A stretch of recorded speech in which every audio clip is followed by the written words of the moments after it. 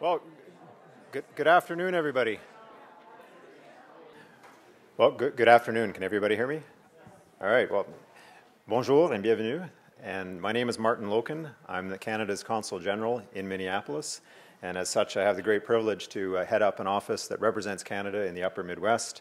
We promote trade, we engage citizens on all kinds of issues, and we're very delighted that so many of you have joined us here this afternoon for this Changing Arctic Symposium. And it really is an honor for me to be here with Will Steger on this stage, and also a huge honor and a privilege to have partnered with so many first-class organizations here in the Twin Cities area, with Will Steger and his foundation, with the University of Minnesota's Humphrey School, and with the Institute on the Environment. So this event simply couldn't happen without the very strong partnership amongst these groups. So, and we thank also the Humphrey School for providing this terrific venue for this symposium. So why this symposium and why now? Well, it's clear there's growing interest in the Arctic region in response to dramatic transformations triggered by climate change and other factors, and we're going to soon learn much more about these. I think this is the first time in Minnesota that there's been an event that brings together all of the key dimensions of the Arctic, questions of international cooperation and diplomacy, economic and social development, environment, science, and education. It's an ambitious program we have this afternoon, but we're lucky to have a terrific lineup of speakers who I know are very much up to the task. We've got Minnesotans, Canadians, and others who will share their expertise, and they look forward to taking your questions and engaging in conversation about these important issues. How are Arctic countries cooperating to address the challenges and opportunities in the region? How are the militaries of Canada and the United States cooperating to secure and protect the Arctic region and its peoples? What opportunities might there be right here in Minnesota and for doing more trade with Canada, more trade in the Arctic as a consequence of changes in the region? What research is being done here at the University of Minnesota, and how does it mesh with broader international research efforts? These are some of the many questions we'll discuss today. And the partners putting together this symposium, our vision is not to make this a one-off. We hope that this will be increasing a dialogue that builds on existing expertise in Minnesota, builds on existing linkages to Canada, and we'll have a dialogue that goes deeper and is sustained on these important Arctic issues. Well, why is Canada involved, you may ask? Well, this is Minnesota, so almost all of you, I'm sure, have been to a hockey game. And if you've listened carefully to the lyrics of O Canada, you know that we are the true North Strong and Free. And it's true, the Arctic is very important for Canada, very important for Canadians. Government of Canada released an integrated northern strategy in 2009 based on 4 pillars: exercising our Arctic sovereignty, promoting social and economic development, protecting our environmental heritage, and improving and devolving northern governance. And this statement on Canada's Arctic foreign policy, released in 2010, elaborates on the international dimension of this strategy. In short, Canada's vision for the Arctic is a stable, rules-based region with clearly defined boundaries, dynamic economic growth and trade, vibrant northern communities, and healthy and productive ecosystems. Cooperation, diplomacy, and respect for international law have always been Canada's preferred approach in the Arctic. Canada's Arctic foreign policy emphasizes the Arctic Council as the leading multilateral forum for Arctic issues, and we're delighted that a representative of the Swedish Embassy, Sweden being the current chair of the Arctic Council, will be speaking later this afternoon. And looking ahead, after Sweden's chairmanship ends in 2013, Canada assumes the chair for a couple of years, followed by the United States for a couple of years, which opens up new opportunities for partnership in terms of shaping the important Arctic agenda. And because Canada's Arctic foreign policy makes it clear that the United States is our premier partner in the Arctic. Our countries are Arctic neighbours. We work together towards shared objectives on the environment, safety and security, the advancement of Arctic research, and for the sustainable development of Arctic resources. So in light of that, we're delighted to be working with our partners right here in Minnesota to promote a deeper discussion of all these issues. Before I pass the floor to Will Steger, we're doing this symposium in a high-tech way. If you're tweeting or if you're following on Twitter, you can use hashtag #ChangingArctic, and you'll see tweets throughout the event.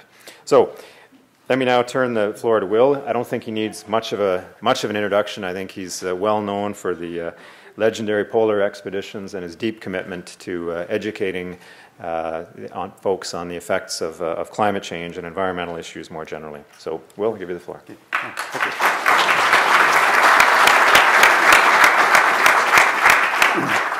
you. Thank you, Martin. And I want to thank Martin's staff at the Canadian Consulate, Janet and Nicole, the Will Steger Foundation, and others that put in the hard work to make this event happen this afternoon. I want to also thank all the presenters that have come from great distances, northeast and some west, to give us their knowledge on what's happening in the Arctic. And I want to thank my many friends and colleagues in the audience here for taking the afternoon off here to listen to what we're going to talk about. As the ice melts in the Arctic, which I'm going to talk about in a minute, it's going to present a number of challenges for us. First of all, we have the demand for energy and minerals, which is increasing. We have challenges on the economic and opportunities on the economic level, which in turn affects our social development in the north, in Minnesota. These are some of the topics that we're going to cover. More than ever, there's a need for international cooperation and diplomacy because the boundaries in the Arctic and polar regions are basically being redrawn, and they're being redrawn around minerals. And these issues often cause wars in our past. So there's a real need here for all nations to cooperate. The United States and Canada have a long relationship in cooperation, but we also have other countries, including Russia, that are involved in this. And Russia is going to be a real decisive country for us in the future. Environmentally, of course, everything's changing in the Arctic. I just can't tell you enough about what I've seen in the last 15 years. This is part of what we're going to talk about, along with the science of understanding of why is this happening, what's going on, so we can get further knowledge on that. And then in last part will be on education. Education is my vocation and my commitment in my lifetime, but it's really through education that we can drive proper agenda around this and proper policies that are going to be responsible for our next future. I'm going to get my PowerPoint up here. This is always the scary moment. Here we go. And there we go. Great. I founded the Will Steger Foundation about 5-6 years ago. Our mission is to educate, empower, and inspire people of all ages around the solutions, opportunities, and the threats of climate change. We pretty much exclusively deal with climate and climate education, climate literacy. And many of you know my background. I've traveled in the Arctic for 50 years now, actually. And I've put in 50,000 miles of travel by dog sled and ski, so I have a different perspective from the average person. This is from all the way south, the boreal forests here in Minnesota and Canada, to the Arctic in both polar regions. And in this map here, the whiter areas represent the sea ice, which usually up until just recently would be totally frozen in the wintertime. I spent over 1,000 days camped and traveling on the sea ice. The problem here is with the warming oceans and atmosphere, the sea ice is beginning to melt. This year we had a record low volume of sea ice. The polar sea is not yet fully frozen yet. And this is what I would say is a tipping point, something I've talked about for 25 years. Because when we lose the sea ice, which reflects the energy from the sun, we have a 5-month summertime where the sun doesn't set for 5 months, it used to reflect that energy. That energy now in the summer is now being absorbed with serious consequences in the heat balance of the globe. The Arctic Ocean, this is a typical scene on the Arctic Ocean, jumbled ice, moving ice. 25 years ago, the average thickness was a little over 8 feet. Now it's under 5 feet. Very challenging terrain to travel on. Areas where shear zones where the ice comes together. Jumbled ice is pretty typical like this. But you do get a lot of open water, even in the winter. And even 25 years ago when we had normal winters, the ice would break apart at certain times. Even when it's 50 below, you'd have open water. But that, again, would freeze real quickly. But it was in the 90s when, at least for anyone traveling by dog sled, the Arctic Ocean became really quite treacherous. In 1995, I crossed over with a team of 5 people from Russia to the pole to Canada. It was a 5-month expedition.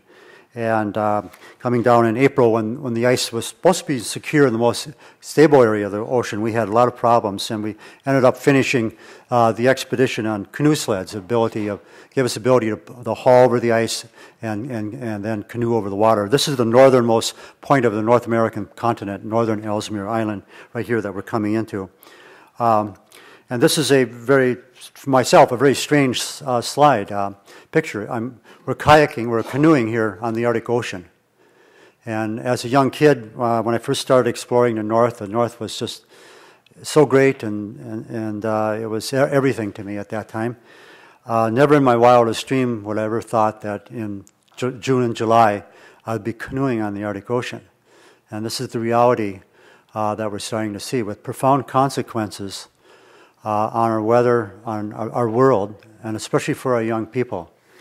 And something that United States, we have a long ways to go, because we have a lot of 50% of our population denying this is happening. This would be our average sea ice at the warmer part of the year, the early September in '79. Just to give you an idea of this would be '79. This is the big breakup in 2007. 2007, we lost 50% of that sea ice in the ocean. Just suddenly broke up. To the dismay of many conservative scientists. Even the models are all off, by the way. Most of the models are so conservative. The scary part here of what broke up was the thicker ice called multi-year ice. This is the breeding ice on the Arctic Ocean. Most of that now is gone, giving us, when it freezes, very thin ice. The neighbours will say, okay, now when the sun sets, we're going to always get cold weather, super cold weather from outer space on the polar areas when you don't have sun for 5 months. That's going to freeze that ice, of course.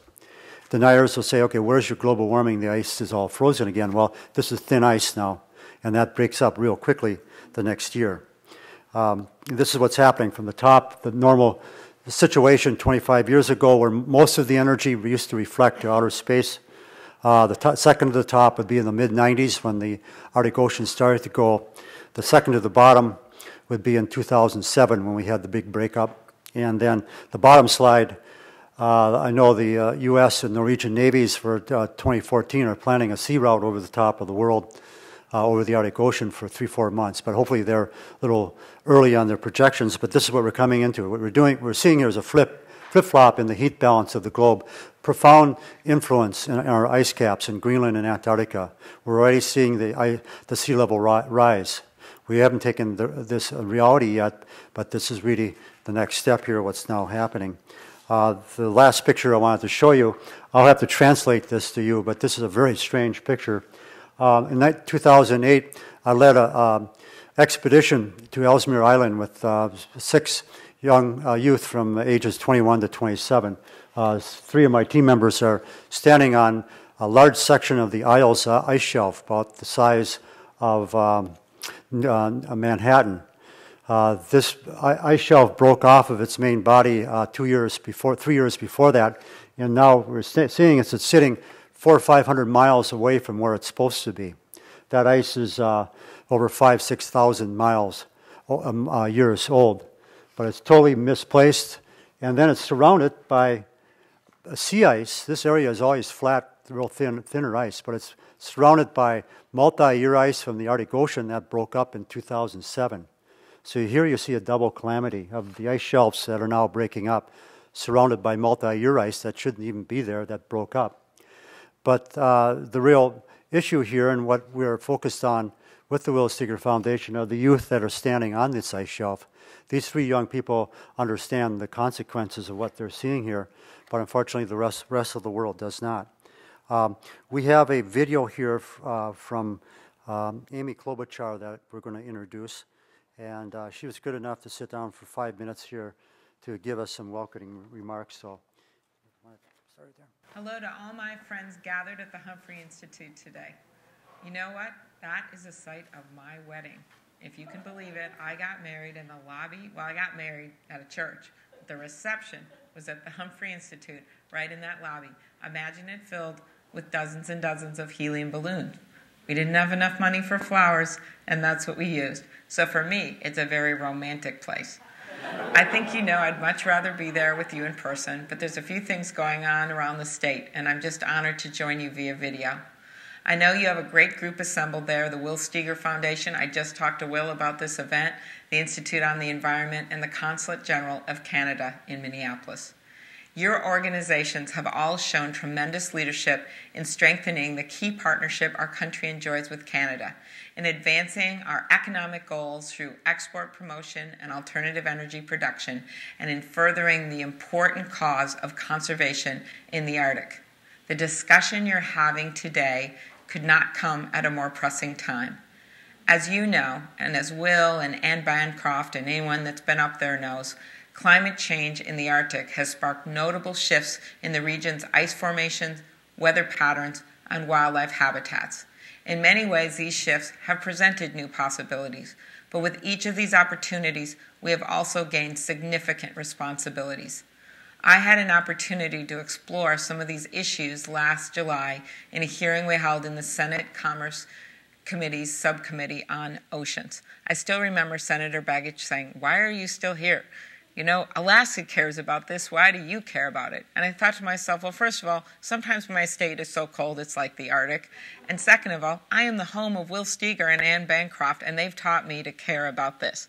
The final reason I care is that I actually serve on that ocean subcommittee. And I remember when I first got to the U.S. Senate, I asked myself, how did I get on the ocean subcommittee? Why did Harry Reid appoint me to the ocean subcommittee? I remember going to the first meeting and seeing Trent Lott and Olympia Snow and all of these other senators, and I finally wrote a note to Frank Lautenberg, the senator from New Jersey. I said, I'm the only senator on the ocean subcommittee that doesn't have the ocean.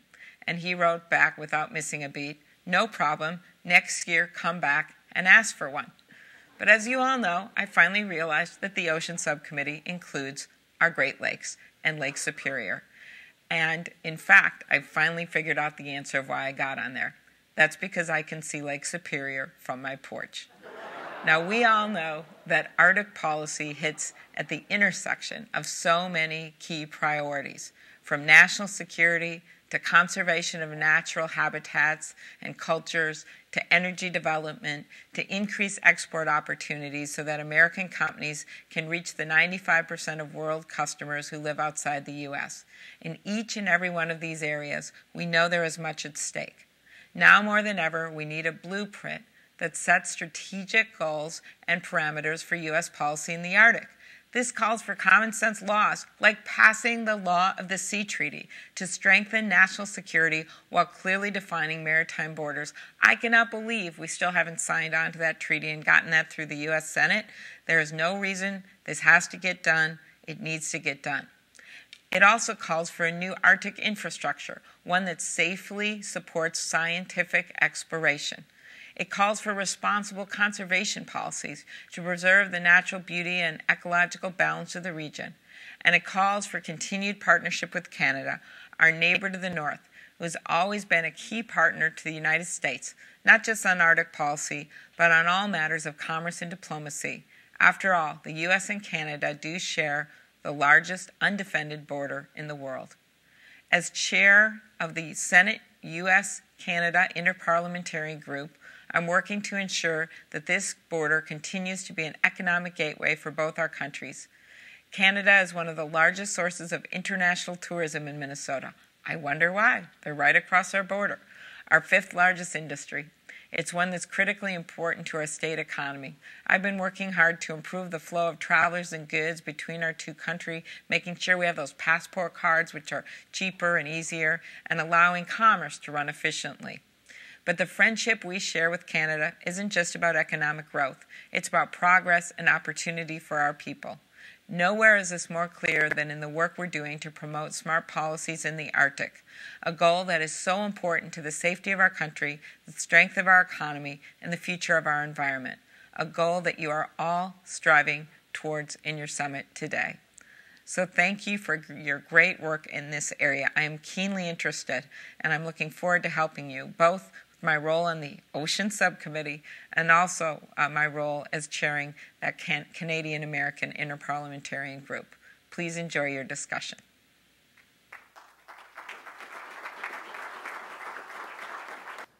Well, let me be the one to thank the Senator and her office for providing that video. You're clearly well served here in Minnesota by a very excellent senior senator. And let me also thank Will, and we should all join in thanking Will for his reflections and the dramatic photos he shared just earlier.